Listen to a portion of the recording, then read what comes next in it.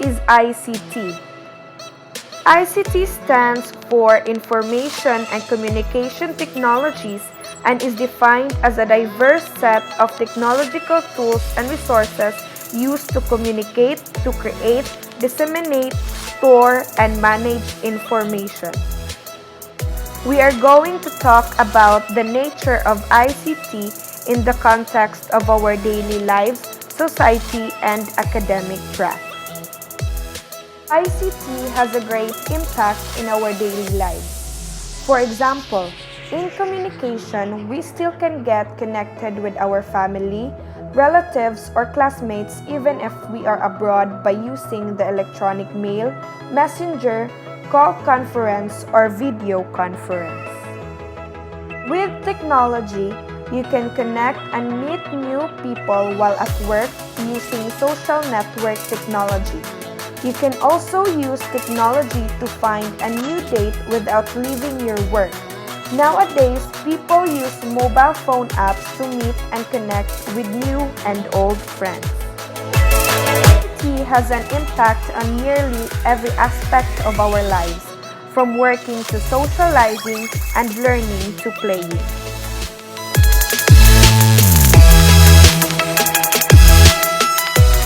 Information and communications technology is basically our society's efforts to teach its current and emerging citizens valuable knowledge and skills around computing and communications devices, software that operates them, applications that run on them, and systems that are built with them. As a matter of fact, we are living in a constantly evolving digital world.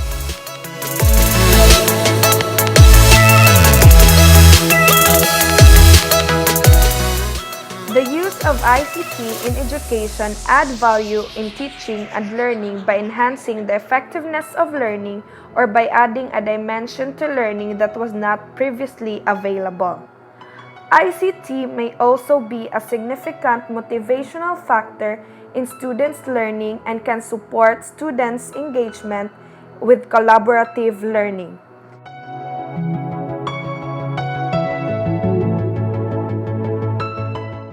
Today, technology has made a very big change in the educational world with the invention of technology gadgets and mobile apps.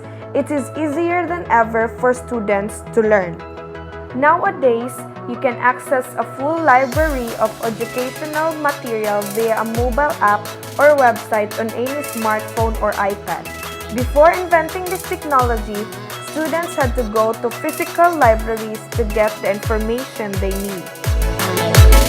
Digital age has transformed the way young people communicate, network, seek help, access information, and learn. We must recognize that young people are now an online population and access is through a variety of means such as computers, TV, and mobile phones.